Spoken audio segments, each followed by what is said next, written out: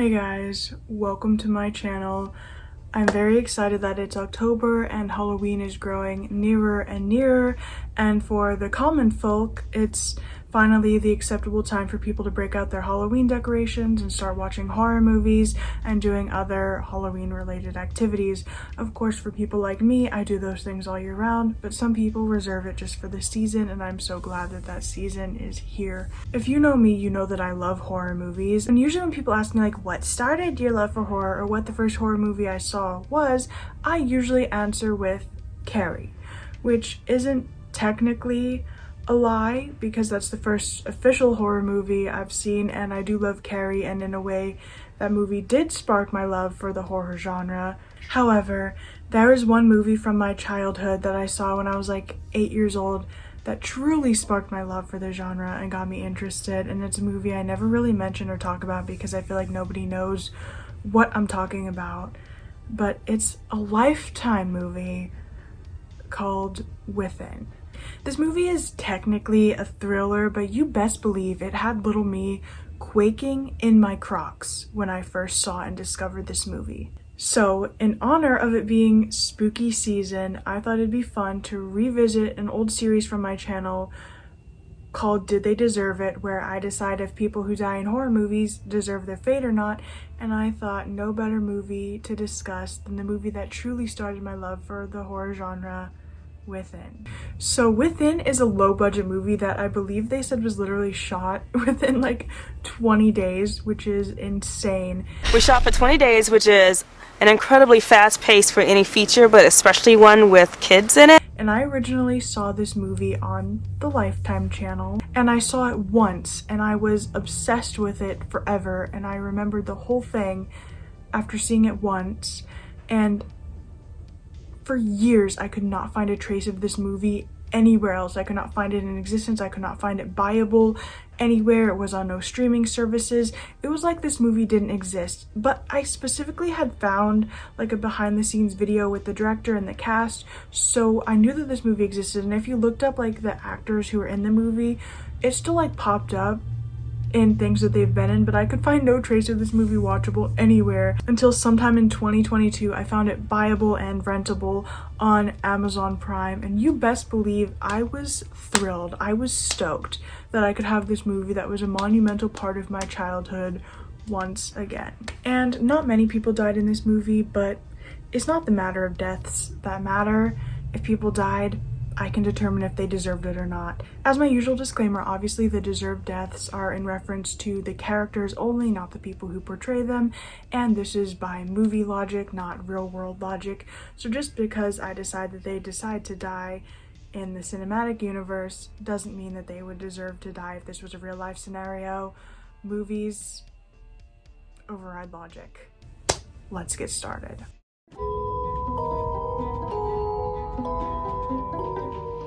So this movie begins with a young girl named Rachel going to the store with her mom, Sadie, who's played by the iconic Elaine Hendricks, who played Meredith Blake in The Parent Trap and Alexis Colby in the 2017 adaptation of Dynasty. Rachel is kind of just conversing with her mom, and she has this Russian nesting doll that she's focusing on, which I thought was so cool as a child because I was obsessed with those. So Rachel's in the store and they're minding their own business, but Rachel suddenly becomes uncomfortable when in the window she notices a presumably dead guy overlooking the store's employee, Paul. Paul lashes out when he notices Rachel watching him and gets sent to the back by his manager, and Sadie, in an attempt to offer positivity, insists that it's probably just an off day for him and that it's alright, but the store clerk tells her that every day is an off day for Paul. Sadie doesn't really like hearing that though, and on the way back to the car, she tells Rachel that she truly thinks that all people are good. Unfortunately for Sadie though, positivity gets you nowhere when you're in a horror movie. When Sadie drops her lipstick and bends down to get it, through the window Rachel notices the manager emerging from the store after being shot by Paul, who then goes after Sadie and makes it an off day for both Sadie and Rachel because he kills Sadie right in front of Rachel. And obviously Sadie didn't deserve her death. We then cut to sometime in the future, which I'm guessing is a few months, and Rachel and her father Nathan have moved states and obviously houses. Rachel is very obviously still traumatized and upset by the whole situation, and Nathan kind of just gives dickhead energy from the very beginning, as he kind of makes it very clear that this is a fresh start and he just wants to move on and forget about everything that happened. He's obviously very dismissive of his daughter and kind of just insists that the move will be good for them and that she'll enjoy her new school and her new life here. Well, when Rachel finally gets to school, she immediately attracts the attention of a girl named Michelle Lowe, who is played by Sammy Henratti.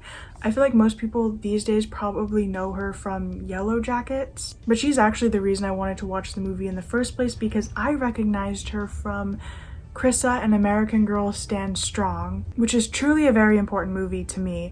And Sammy also played various characters on Disney and Nickelodeon shows. She popped up from time to time.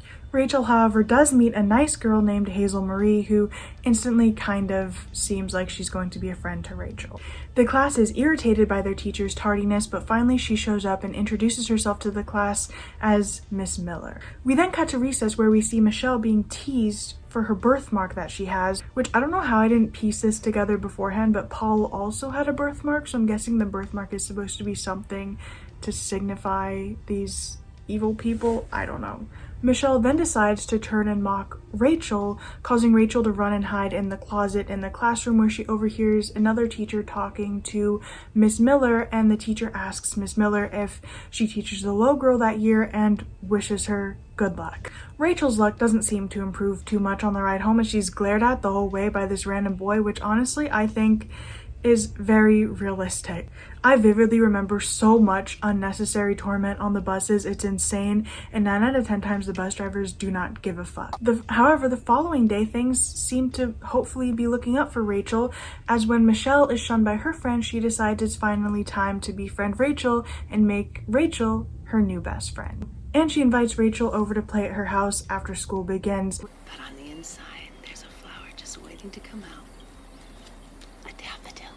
Or maybe there are spiders inside just waiting out to crawl on your hand and bite it.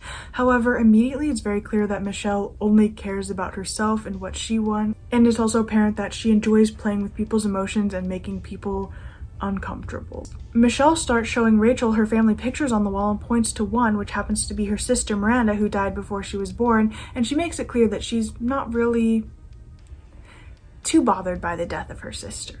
She's dead. Oh. Sorry.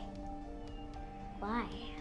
In fact, she makes it clear that she's not really bothered by anybody else's passing either, because she was also seen mocking a picture of a boy who'd passed away on the walls of the school, telling Rachel that it didn't matter because he's dead. Rachel still decides to hang around Michelle despite her obvious discomfort, because I feel like she feels a sense of obligation, and honestly, Michelle is terrifying.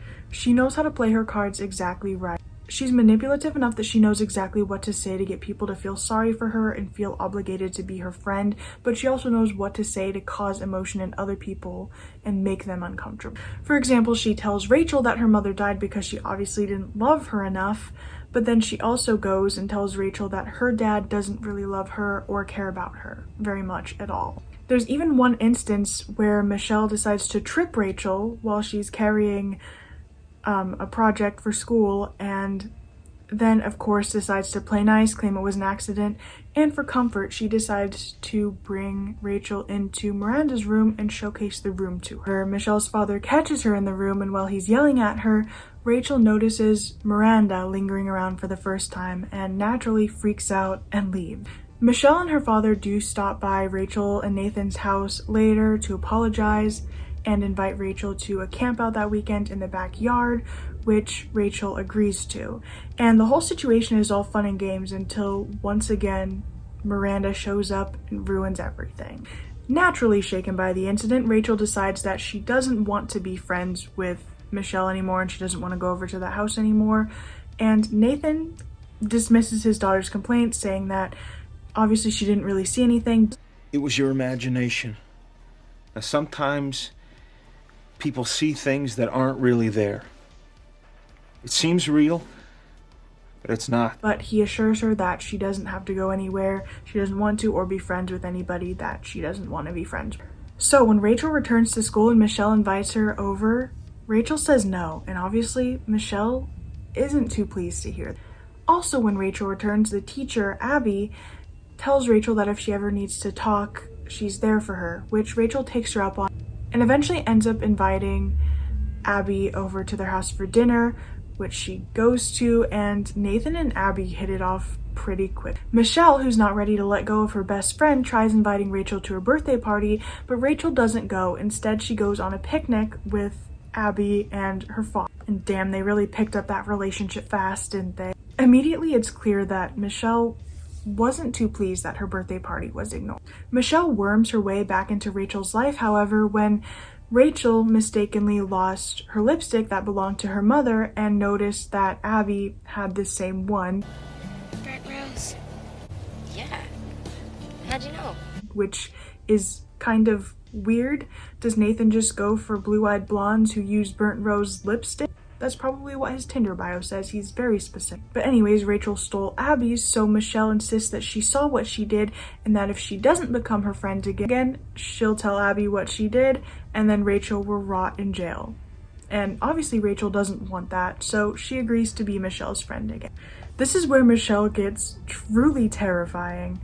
The girls hang out for this Halloween carnival thing, and once again, Rachel ends up seeing Miranda. Some kids get their tongues cut in half from razor blades being in the Halloween candy. No, they don't. Yes, they do. They choke on their own blood. Sometimes they swallow them and slice up their stomachs. She tries to run, and Abby finds her and is kind of confused as to why Rachel's friends with Michelle again, but she kind of just insists that she changed her mind and that they're friends. And then she decides to go back to Michelle, who she sees trading candies with Hazel. Back at the Lowe household, Michelle's sister, the one who didn't die, Deborah, tries to warn Rachel about Michelle and insists that Michelle hurt her. But Michelle interferes and insists that Deborah did it to herself because she's crazy. People do that, you know. They hurt themselves and blame other people. Why would she do that? Because she's stupid. However, once they get back to school, the 4th grade class is horrified to learn that Hazel Marie got hurt when she bit into a piece of chocolate that had a razor blade inside of it. Michelle is the only one who isn't bothered by this and has the audacity to ask the teacher if she still has a tongue. It also takes the opportunity to tell Rachel that she told her so because she insisted that people do put razor blades in chocolate, and Rachel tried to insist that they didn't. I guess that's one way to prove the disbelievers wrong.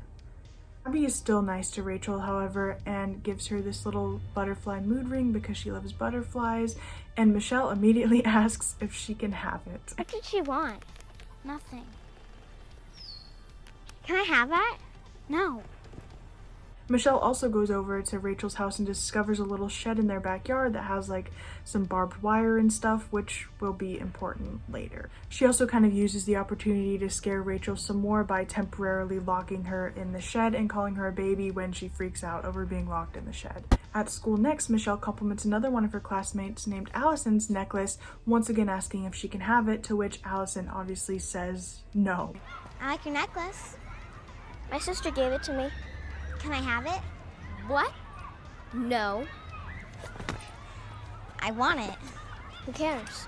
But Michelle doesn't like being told no and decides to seek revenge after school and insists that Rachel help her. The two of them then stretch the barbed wire across the biking trail, but luckily for Allison, Rachel has a last-minute change of heart and moves out of the way and runs to tell on herself before Michelle can put her in jail. However, instead of calling the cops, Abby is actually sympathetic towards the situation and even tells Nathan that he needs to be listening to his daughter better. Coming here would help her, you know? At least help her forget. She's not gonna forget. But it's safer here. It's better. Better for who? Slay! Slay! Nathan actually listens for once and decides to set up his daughter's bedroom for her and finally unpack everything, since he didn't when they first moved. And so that kind of helps a little bit. Rachel also insists to the very angry Michelle that she told on herself, so that situation is done. However, it's just then that one of Allison's friends, or her brother or something, says that Allison is missing and they couldn't find her, and Rachel notices the same necklace that Allison was wearing around Michelle's neck I mean, who's to say? Maybe they just shopped at the same store. Maybe there was a discount at Claire's. Right? During Rachel's family dinner with Nathan and Abby, Michelle shows up at their door crying, insisting that her father hates her and tried to kill her. Obviously, Nathan and Abby let Michelle in and try and console her, and Michelle insists that if they really cared about her and believed her, they'd be calling the cops, which Nathan does go to do. However, as soon as Nathan steps away, Michelle reveals to Abby that she knows what happened to her brother, and Abby's brother is Dennis, the little kid whose picture Michelle was throwing the ball at earlier. I didn't notice this until my most recent viewing of the movie, but Michelle then hands Abby like a little kaleidoscope with DC engraved on it for Dennis Cross, the kid, which she had even shown Rachel in the beginning of the movie, and Rachel was like, "Oh, what's DC mean?" What does DC mean? Look through it and twist. But I never really thought anything of it. I thought it was just an example of, like, you know, the kids hanging out. I never pieced together that that was literally his fucking kaleidoscope until my most recent viewing of this movie. Michelle insists that her father killed Dennis and offers to show Abby where his body was buried, and despite Rachel's reluctance, they decide to go. And they do indeed dig up Dennis's body, which is very upsetting for Abby. Poor little boy. Short time later, at some point, Rachel ends up waking up and she discovers little pieces of her doll broken, leading like a trail to the shed in her backyard, which she opens up and discovers Allison tied up inside. She tries to untie her, but unfortunately gets trapped in the shed as well, and then the shed is lit on fire. Fortunately for them, Nathan does end up noticing and getting the both of them out, but obviously both girls are taken to the hospital, and when in the hospital, Abby visits both of the girls and notices scratch marks on Allison's chest that kind of mark scratch marks that Michelle made on one of her school papers. And after seeing that, she decides to talk to Michelle's father and dig up some of her backstory and Miranda's backstory as well. Stephen, the father, details the past and reveals that Miranda got sick with leukemia, but he also reveals that she was always a violent child and would hurt animals and eventually people, but because she suffered enough, he didn't really want to do too much about it. He'd ended up seeing Dennis's disappearance on the news and knew that Miranda was to blame, but he'd found Dennis already dead at the hands of Miranda, so he'd taken it upon himself to bury the body to cover up his daughter's crimes. He also reveals that he really only took action against Miranda hurting people when he found Miranda hurting their other daughter, Deborah. Then he kind of threw her to the side to protect Deborah, and Michelle ended up cracking her head and dying. Since we saw both the deaths of Dennis and Miranda, I'm going to count them on the did they deserve it, and obviously Dennis did not deserve to die. He was just a helpless victim at the hands of a psychopathic child. However, I'm going to say that Miranda did deserve her death. She was obviously an evil, violent child who was constantly hurting other people, and if it wasn't taken care of then, she would have gone on hurting more and more people. And obviously death didn't even stop her, as she found a way to still get what she wanted and hurt people through her sister, Michelle. Stephen himself admitted that Miranda showed no remorse and had no intent to change after the death of Dennis. I do think Stephen is partially to blame for enabling some of his daughter's behavior, but I don't think this is like a Willy Wonka situation where they're just spoiled children. I do believe that in this case, at least, Miranda was born evil, and even if her father had been a little bit better at disciplining her, she still would have turned out terrible. Stephen also reveals that since childhood, Michelle had been saying things about Miranda, insisting that some things in Miranda's room were hers, and, you know, saying things that obviously implied that she was possessed by Miranda. So he done knew, and he just didn't care. He then reveals to Abby that his wife took off with Michelle in an attempt to help her. I don't know why this family won't just like call an exorcist or something. So Father of the Year award, am I right? Speaking of fathers, Rachel tries once again to communicate with hers, and she expresses regret for what happened to Hazel Marie and Allison and even her own mother, but Nathan just insists that he's going to get her help. I see Miranda inside of Michelle. Rachel, listen, we are gonna find some help, okay? Whatever these thoughts are, we're gonna make them go away. You can't make him go away. Instead of help, Rachel finds Michelle hiding in her closet, where Michelle then kidnaps her and takes her to some like barn, holding her at knife point and taking the butterfly ring that she's always wanted. She also reveals that they'd gotten into a car accident and her mom was probably dead. Abby and Nathan both end up searching for the girls, but Abby finds them first, obviously telling Michelle to stop. But Michelle starts crying, which causes Abby to become sympathetic and ensure that Michelle is a good little girl. But Michelle proves her wrong because she then stabs Abby. Rachel, however, does save herself by revealing to Michelle that she can see Miranda and she can see the evilness inside her and tells her that it's not her fault, and they get Miranda to go away, at least temporarily. Michelle was also proven wrong because her mom wasn't dead. Her mom swoops in and hits Michelle away from Rachel. Finally, Nathan arrives and obviously comforts Rachel, and they plan to get help for Abby. And we see the mom kind of, crying over Michelle. And it's revealed by Rachel's therapist that Michelle did die, which once again I'm going to say was a deserved fate. Even if it wasn't inherently her fault and she was possessed by her sister, she still did a lot of cruel and despicable things, and I can't say for certain that the possession of her sister would have ever truly left, or if it was just always going to be a part of her. I do believe that some of the evilness was caused by Miranda, but I also think that Michelle was just inherently a spoiled and manipulative child who wanted to get whatever she wanted and didn't care about the consequences. And, having the possession of her dead sister kind of just gave her the excuse to do the things that she wanted to do. As the movie ends, we see mostly everyone at peace. Rachel now has more understanding of what she sees, and she knows that in order to help stop the evil, she has to make people like Michelle understand what's going on with them. Abby also reveals that her brother will finally get a proper burial at a cemetery now that they've found him and know what happened to him. 4 people that we know have died in this movie, obviously Sadie, Dennis, Miranda, and Michelle, which gives us a split ratio of those who did and those who didn't deserve it, although of course the 2 that deserved it were evil little girls. As I said, this movie is very special to me, and while it might not hold up to the standards of the horror movies these days, it definitely holds up to me in terms of nostalgia, and I genuinely do think the plot is good and it is eerie, and I think they casted really well with what they were given. So that is going to be all for this installment of Did They Deserve It? And that is going to be all for this video, and I'll see y'all in my next.